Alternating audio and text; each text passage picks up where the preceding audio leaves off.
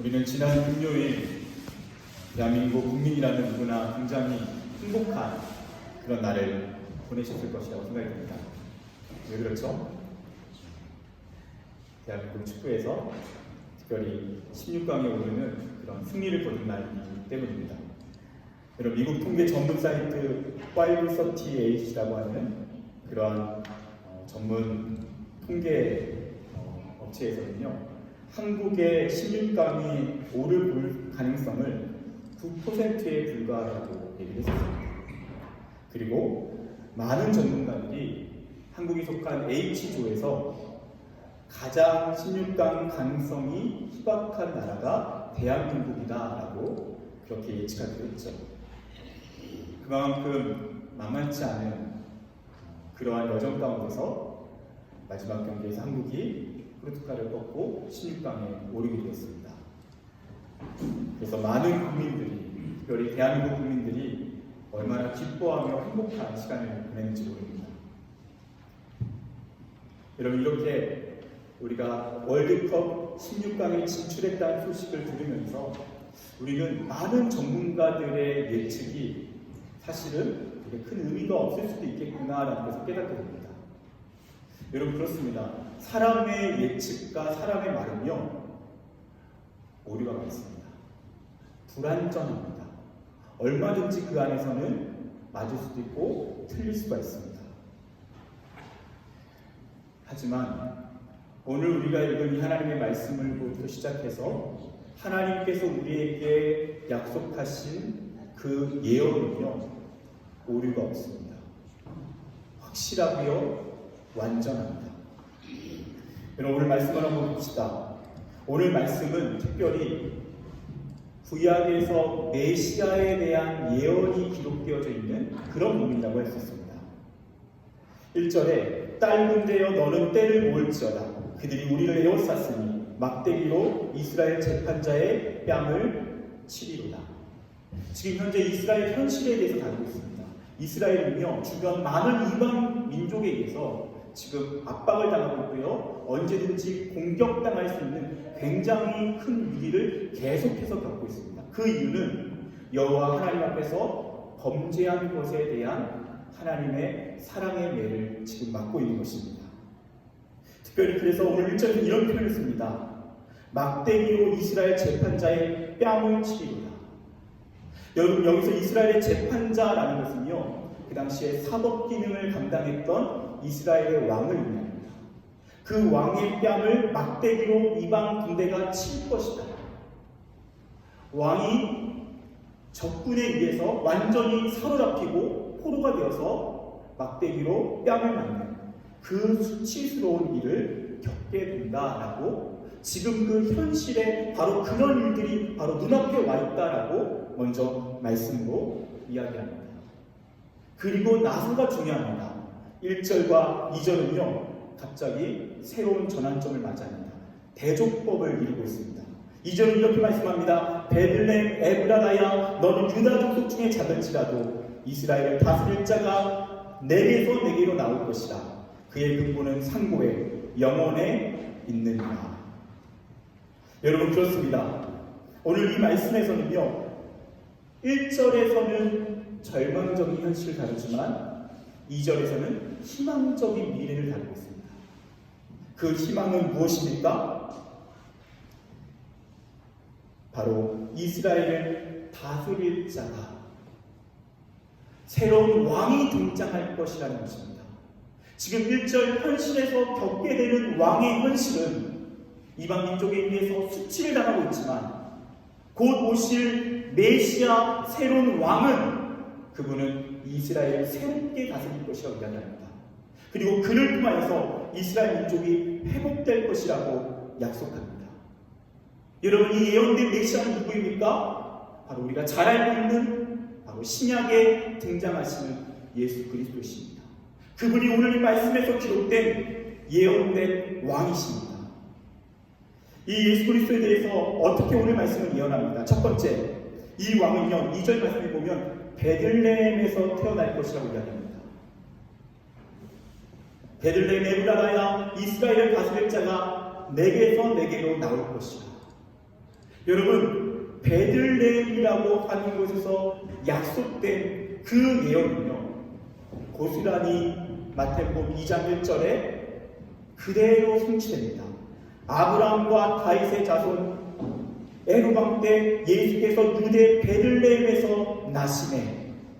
마태복음 2장 1절에 그 예수님께서 유대 베들레헴에서 태어나십니다. 여러분, 두 번째, 그 예수님에 대한 어떤 것입니까? 예언은 바로 베들레헴 출신이라는 것입니다. 여러분, 이 베들레헴 출신이라는 이야기를 들으면요, 우리는 그냥 특별한 생각이 안 들 수도 있습니다. 그런데요, 이 베들레헴이라고 하는 지역을 듣는 순간 그 당시 이스라엘 백성들은요, 누군가가 떠올랐습니다. 여러분, 예를 들어서 프랑스에서 우리는요, 코르시카 섬이라는 곳을 알고 있을 겁니다. 그래서 이 프랑스에 오래 사신 분들은요, 코르시카 섬이라고 하면 어떤 인물이 떠오르죠? 누구죠? 나폴레옹이죠. 어떠한 지역을 듣는 순간 자연스럽게 어떤 인물이 떠오릅니다. 베들레헴이라고 하는 지역을 듣는 순간 어떤 한 인물이 떠오릅니다. 그리고 누구입니까? 바로 다윗입니다. 다윗은 베들레헴에서 태어났고요, 그 베들레헴에서 왕으로서 기름 부음을 받았습니다. 이 베들레헴이라는 지역을 듣는 순간 이스라엘 백성들은요, 다윗 왕과 같은 분이 오시는구나. 다윗의 자손으로서 다윗에게 언약하셨던 하나님의 언약이 성취되는 바로 그 다윗의 자손으로 오시는구나 라는 것을 깨닫게 되었습니다. 그래서 실제로 마태복음 1장 1절은 이렇게 말씀합니다. 아브라함과 다윗의 자손 예수 그리스도의 계보라. 예수님은 베들레헴에서 태어나셨고요, 그리고 베들레헴 출신 다윗의 자손으로 태어나십니다.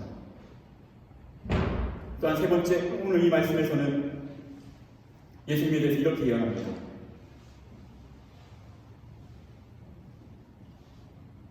2절 말씀에 그의 근본은 상고에 영원에 있느니라. 그의 근본은 상고에 영원에 있느니라. 좀 어렵게 들리죠? 근데 현대인 성경은 쉽게 잘 번역했습니다. 그는 영원 전부터 있는 자이다. 여러분, 지금 우리 말씀에서 예언된 왕은요, 영원 전부터 계셨던 분이십니다.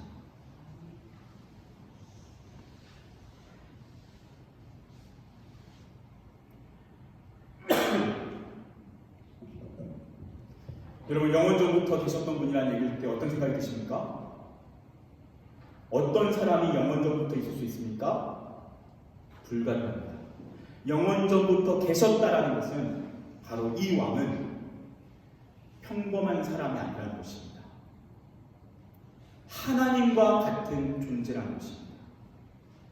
그래서 요한복음 1장 1절은 예수님에 대해 이렇게 말씀합니다. 태초에 말씀이 계시니라. 이 말씀이 하나님과 함께 계셨으니 이 말씀은 곧 하나님이십니다. 영원 전부터 계셨던 그분에 대한 예언은 바로 예수 그리스도, 그분이 태초부터 계셨던 말씀임을 선언하며 그대로 성취됩니다. 여러분, 네 번째는요, 4절의 말씀을 보십시오. 이 예언된 왕은 어떤 왕입니까? 그는 여호와의 이름의 위엄을 의지하여 서서 목축하니.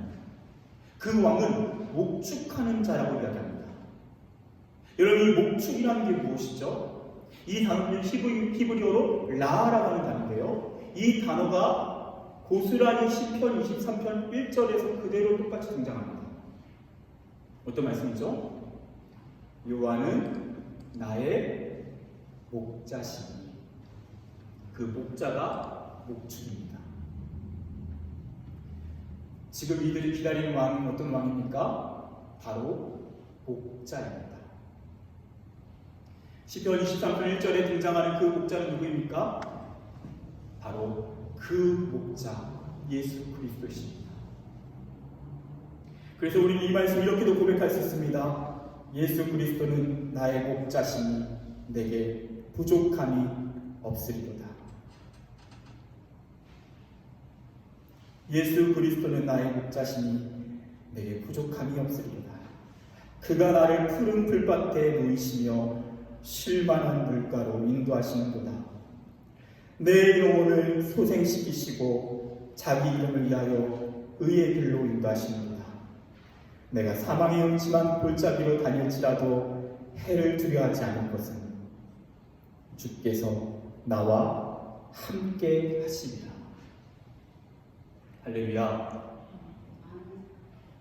이 자리에 오신 여러분은 예수님을 믿는 하나님의 백성들이십니까? 그렇다면 그 여호와는 나의 목자, 그 목자가 예수 그리스도로서 여러분과 영원히 함께 하시는 줄 믿습니다. 그분은 또한 자신을 뭐라고 소개하십니까? 요한복음 10장 14절 15절입니다. 나는 선한 목자라. 나는 양을 위하여 목숨을 버리노라. 바로 이 미가서에 예언된 목자가 자신임을 드러내시면서 선한 목자라고 말씀하십니다. 심지어 이 목자는 이상한 목자입니다. 왜입니까? 양을 사랑하고 양을 아끼는 것까지는 이해됩니다. 근데 그 양을 위해 목숨을 버린다고 이야기합니다. 그리고 자기가 말한 그대로 선한 목자로서 양들을 위하여 목숨을 버립니다. 십자가의 사건입니다. 여러분, 우리가 믿고 따르는 선한 목자는 어떤 분이십니까? 우리를 위하여 자신의 목숨까지도 버리신, 자신의 생명보다 우리를 더 사랑하시는, 이해할 수 없는 목자, 우리의 상식으로는 도저히 그 사랑을 가늠할 수 없는 그 사랑의 목자가 우리 주 예수 그리스도이신 줄 믿습니다. 오늘 말씀은 바로 그분이 오늘 예언된 왕이라고 말씀합니다. 또한 그분은 어떤 분이십니까? 5절 말씀에 보면 이 왕은 창대하여 땅끝까지 미칠 것입니다. 그래서 사도행전 1.8절 이렇게 말씀합니다. 오직 성령이 너에게 임하시면 너희가 권능을 받고 예루살렘과 온 유대와 사마리아와 땅끝까지 이르러 내 증인이 된다. 여러분, 그렇습니다. 이 새롭게 등장할 왕은 그가 창대하여 땅끝까지 미친다는 예언처럼 그 예수의 복음은 땅끝까지 미치고 있는 줄 믿습니다. 그래서 오늘 예배하는 이 자리에 있는 우리까지 그 예수가 우리의 왕입니다. 그렇게 고백하게 되면 그 놀라운 예언의 성취가 우리의 삶 가운데 고스란히 이루어진 줄 믿습니다. 여러분, 그렇게 해서요, 이 예언은 700년 후에 이 땅에 예수 그리스도께서 태어나심을 통해 완벽하게 성취됩니다. 이 예언이 성취되었고요, 그리고 그렇게 오신 예수께서는 내가 다시 오겠다라고 말씀하십니다. 재림하겠다고 말씀하십니다. 그 말씀은 아직, 그 예언은 아직 이루어지지 않았지만 그 약속은 미가서 말씀처럼 그대로 이 땅 가운데 이루어질 것입니다. 그분은 완전하시기 때문입니다. 그것만이 아닙니다. 우리의 기도와 우리의 소원 역시 그분의 뜻 가운데 정확히 일치하기만 한다면 그분은 주께서 약속하신 그 말씀 그대로 우리의 삶 가운데 우리의 기도와 우리의 소원과 우리의 간구를 그대로 이루실 것입니다. 여러분, 그렇지만 오늘 우리가 반드시 기억해야 될 것이 있습니다. 그것은 무엇입니까? 오늘 이 말씀이 성취되기까지는 이스라엘 백성들이 기다렸다라는 것입니다. 얼마나 기다렸죠? 700년을 기다렸습니다. 700년의 시간을 기다려서 바로 그 말씀이, 그 예언이 성취되는 것을 경험합니다. 여러분, 실제로 성경을 보면요, 하나님이 그 말씀, 그 약속을 다 이루십니다. 근데 중요한 것은 늘 기다림이 있었습니다. 노아가 방주를 만들 때도요, 하나님의 때를 기다렸습니다. 아브라함이 약속된 자녀 이삭을 받을 때도요, 기다림의 시간이 있었습니다. 다윗이 광야 시간을 통과할 때도 왕으로 세워지기까지 얼마나 고통스러운 기다림이 있었는지 모릅니다. 오늘 이스라엘 백성들도 마찬가지입니다. 그들은 700년 전에 받은 말씀을 그대로 700년 후에 그대로 그 기다림의 결과로 하나님의 약속이 성취되는 것을 경험합니다. 여러분, 기다림이 중요합니다.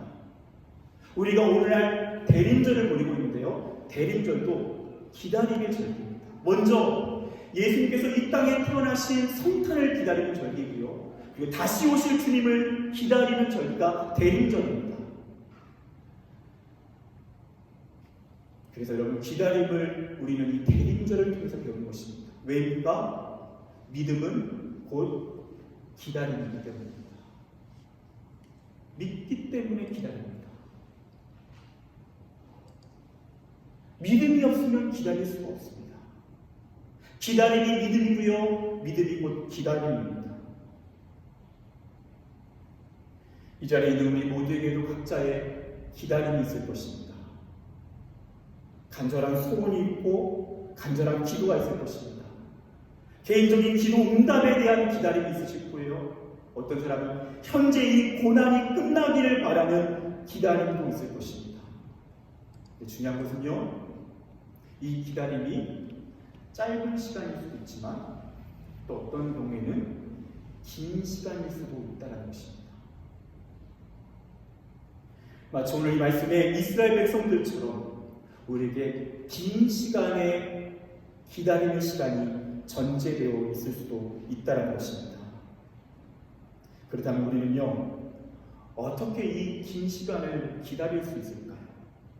이 간절한 기다림, 어떻게 그 간절한 기다림을, 심지어 긴 시간일 수도 있는 그 기다림을 우리는 감당할 수 있을까요?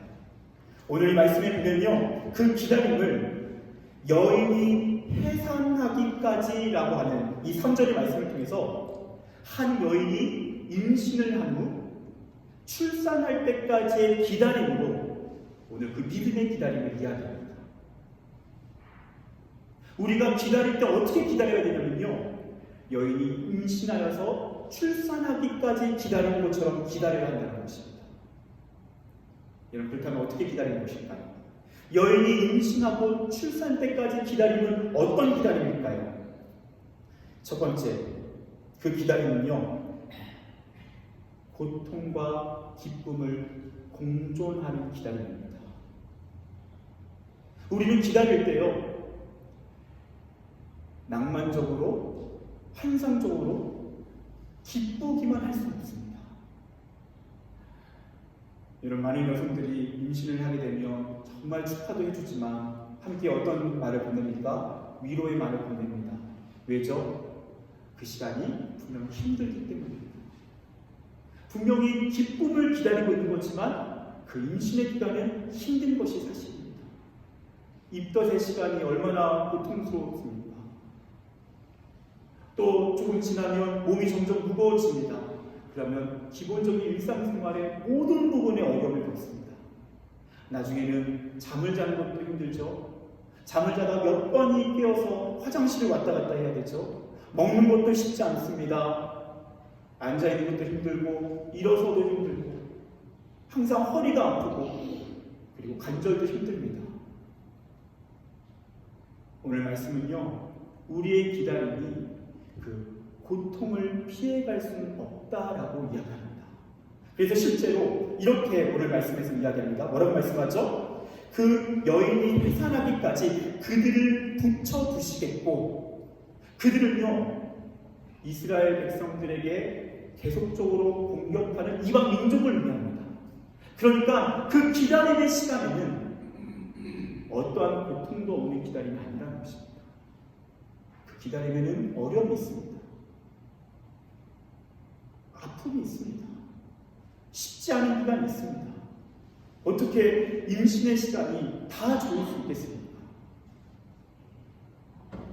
그런데 분명 고통이 있지만 그 임신을 우리가 생각하면서 말하는 기다림은요, 그 고통 이후에 그 고통을 다 덮을 만큼의 큰 기쁨이 있는 줄 믿습니다. 그래서 요한복음 16장 21절에서 예수님 이렇게 말씀하십니다. 여자가 해산하게 되면 그때가 이르렀으므로 근심하나 아기를 낳으면 세상에 사람난 기쁨으로 말미암아 그 고통을 다시 기억하지 아니하느니라. 할렐루야. 할렐루야. 여러분 지금 기다림 가운데 고통과 어려움과 슬픔 가운데 있는 분들이 있습니까? 여러분 그럴 수 있습니다. 어쩌면 그것은 우리가 끌어안고 가야 할 십자가일 수도 있습니다. 여러분 하지만 기억하십시오. 십자가 이후에 부활이 있는 줄 믿습니다. 그 아기를 임신한 여인이 고통스러운 임신기간을 보내지만 출산을 하고 나면 임신 때의 고통과 어려움들이 기억나지 않을 정도로 아이를 낳은 기쁨으로 말미암아 우리의 고통은 덮어지게 될 것입니다. 그래서 저는 참 신기했습니다. 이렇게 아이를 낳기 전에 임신한 분들이 너무너무 힘들어하시는 모습을 볼 때 어떻게 저렇게 고생을 하시면서 아이를 낳으실까. 근데 신기하게도요, 아이를 낳고 나면 또 낳고 싶다고 하시는 분들이 많이 계시더라고요. 그게 참 신기했습니다. 아니 분명히 몇 달 전에 그렇게 힘들어하셨던 분이 애가 태어나니까 너무 예뻐서 또 낳고 싶다고 하시는 분들이 많이 계시더라고요. 여러분 저와 여러분의 삶 가운데 하나님께서 그 은혜의 날을 주시면 우리의 고통이 눈 녹듯이 사라지고 우리의 아팠던 상처의 기억도 사라지고 주님의 회복이 우리를 넉넉히 덮게 될 줄 믿습니다. 여러분 또한 우리가 출산의 날을 기다리는 임신한 여인처럼 기다린다는 것, 그것은 어떤 기다림입니까? 그 기다림은요, 이미 함께 하고 계시는 주님과 함께 기다리는 것입니다. 여러분 임신을 한번 생각해 보십시오. 임신을 했을 때는요, 아직 아이를 대면하진 않았습니다. 그렇죠? 그런데 아이가 없는 것입니까? 아닙니다. 아이가 있습니다. 여러분 임신이라는 것은요, 기다림인 동시에 이미 주어진 만남입니다. 아직 완전하게 대면한 것은 아니지만 그 아이가 뱃속에서 함께 있는 것입니다. 여러분 우리 주님께서 아직 우리의 그 고통스러운 현실 가운데 오셔서 모든 것을 정리하지 않으신 것 같지만 아닙니다. 그 주님은 우리와 함께하고 계십니다. 그 주님은 우리의 그 고통스러운 기다림을 함께하며 함께 기다리며 함께 걸어가 주시는 것입니다. 그래서 마태복음 28장 20절 이렇게 말씀합니다. 볼지어다 내가 세상 끝날까지 너희와 항상 함께 있으리라. 할렐루야. 이 말씀은요, 주님께서 승천하신 말씀입니다. 제자들과 이별하는 시간입니다. 근데 그 주님은 내가 너희와 항상 함께 하겠다고 말씀하십니다. 어떻게 그것이 가능합니까? 예수의 영신 성령께서 우리와 함께 하시기 때문입니다.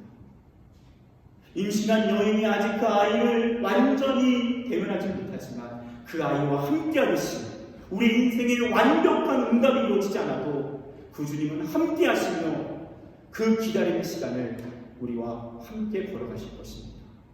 그리고 그 기다림의 시간 가운데서도 그분은 일하고 계십니다.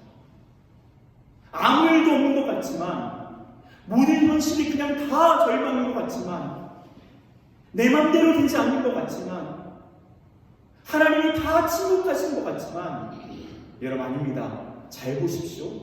하나님은 그 시간 가운데서도 일하고 계십니다. 그 일하신 중에 가장 확실한 증거는 우리를 바꾸고 계시는 것입니다. 하나님 없이는 살 수 없는 인생으로 바꾸십니다. 다 있어도 주님 없이는 못 사는 인생. 그 시간을 통해서 우리의 높아진 마음을 철저히 낮추십니다. 우리의 교만을 깨뜨리시고요. 우리의 인간적인 욕심을 내려놓게 하십니다. 그러면서 그 시간 가운데 우리와 함께 하시는 주님께서 이미 우리 속에서 일하시고요. 그리고 그 샘물이 솟아나듯 그분은 일하고 계십니다. 여러분 세브란스 병동에 가보면요. 이런 기도문이 적혀 있습니다. 제가 이 기도문을 한번 읽어드리겠습니다. 하나님, 때때로 병들게 하심을 감사합니다. 인간의 약함을 깨닫게 해주시기 때문입니다. 고독하고 외로운 것도 감사합니다. 그것은 하나님과 가까워지는 기회가 되기 때문입니다. 일이 계획대로 안 되도록 틀어주신 것도 감사합니다. 그래서 저의 교만이 깨지기 때문입니다. 돈이 떨어지고 사고 싶은 것도 마음대로 못 사게 하신 것도 감사합니다. 눈물 젖은 빵을 먹는 심정을 이해하게 하기 때문입니다. 자식들이 공부를 기대한 만큼 안 하고 아내가 미워지고 부모님과 형제들이 짐스러워질 때도 감사합니다. 그래서 그들이 저의 우상이 되지 않게 하기 때문입니다. 때로는 허물을 느끼게 하고 때로는 몸이 늙고 아프게 하심도 감사합니다. 그러므로 인하여 영혼을 사모하는 마음을 가지기 때문입니다. 불의와 부정이 득세하는 세상에 태어난 것도 감사합니다. 하나님의 의를 사모하기 때문입니다. 제게 잘못하고 저를 비방하는 사람들이 있게 하심도 감사합니다. 그럴수록 더욱 겸손해지고 더욱 노력하기 때문입니다. 오늘도 잠 못 이루고 뒤척이게 하신 것도 감사합니다. 그래서 병들고 고통받는 이웃들을 위해 기도할 수 있기 때문입니다. 하나님, 그럼에도 불구하고 제게 감사할 수 있는 마음을 주신 것을 더 감사합니다. 그분은 이미 일하고 계시기 때문입니다. 여러분, 그렇습니다. 오늘 이 기도를 하고 있는 이 한 믿음의 사람은 아직 그가 원하는 대로, 그가 소원하는 대로 풀려진 것은 아무것도 없습니다. 하지만 분명한 것은 하나님은 아무것도 하고 계시지 않고 멀리 계신 것 아닙니다. 그와 함께 하시며 그의 인생에서 이미 많은 일들을 하고 계십니다. 그리고 어쩌면 가장 위대한 일을 하고 계십니다. 그것은 무엇입니까? 우리를 그리스도의 형상으로 빚어가시는 것입니다. 그리스도의 마음을 조금씩 배워가게 하시는 것입니다. 돈으로도 살 수 없는 마음, 세상의 부귀 명예로도 살 수 없는 가장 소중한 마음, 그 예수의 마음을 우리가 배워가게 하시기 때문입니다. 하나님께서는 우리의 기다림의 자리에 함께 하시며 지금 이 일을 하고 계신 줄 믿습니다. 여러분, 마지막으로 우리는 기다릴 때 그 임신한 여인처럼 어떻게 기다려야 합니까? 그것은 여인이, 그 임신한 여인에게는 무엇이 가장 소중하죠? 뱃속의 아기가 가장 소중합니다. 그 임신의 기다림에는요, 다른 어떤 것보다도 아기가 제일 소중합니다. 우리의 기다림의 순간에는 무엇이 제일 소중합니까? 예수 그리스도와 연합하는 것이 제일 중요합니다. 그 주님과의 관계가 제일 중요합니다. 그 기다림의 시간은요, 그냥 기다리는 것이 아닙니다. 나의 주 예수 그리스도와 더 깊은 친밀함 가운데서 기다리는 것입니다. 그렇게 기다릴 때만 우리는 나중에 하나님께서 주시는 아름다운 열매를 보게 될 것입니다.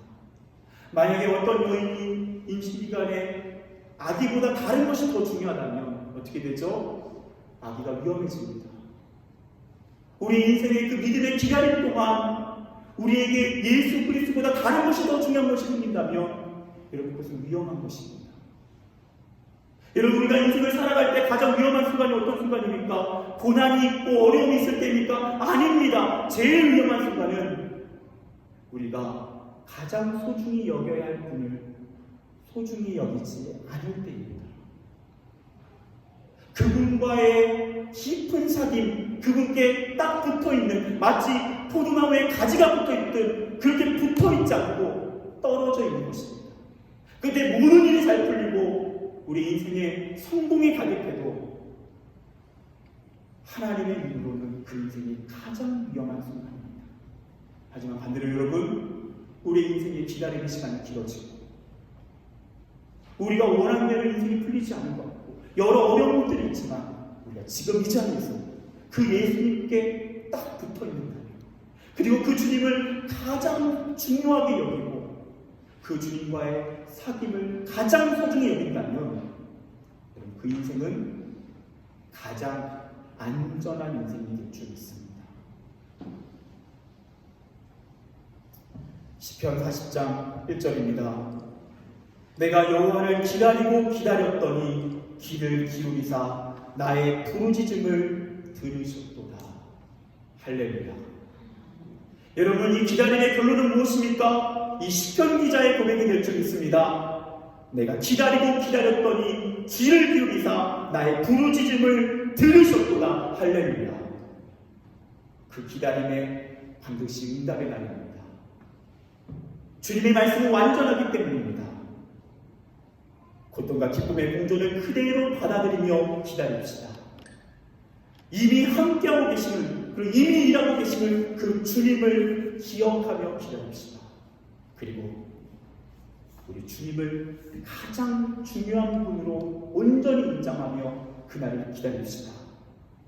기다릴 때에 하나님께서 저와 여러분의 인생 가운데 반드시 완전하신 주의 말씀대로 주님의 성취가 우리의 인생 가운데 그대로 이루어지는 날이 주어질 줄 믿습니다. 함께 기도하겠습니다. 여러분, 함께 기도할 때 우리 먼저 좀 찬양하며 기도하기 원합니다. 오늘 찬양팀에서 마지막에 함께 찬양했던 찬양인데요. 세상의 유혹 시험이 내게 몰려올 때에 나의 힘으로는 그것들 모두 이길 수 없네. 거대한 폭풍 가운데 위축된 나의 영혼 어찌할 바를 몰라 헤매이고 있을 때, 여러분 이 찬양을 주님 앞에 올려드리면서 하나님, 내가 이 믿음의 고백을 주님 앞에 올려드리며 기다리겠습니다. 하나님, 그 기다림이 길고 길어지더라도 내가 주님을 찬양하며 주님만을 의지하며 이 기다림의 시간을 통과하겠습니다. 주여 나를 붙잡아 주시옵소서. 우리 이런 시간 그런 마음으로 함께 찬양합니다.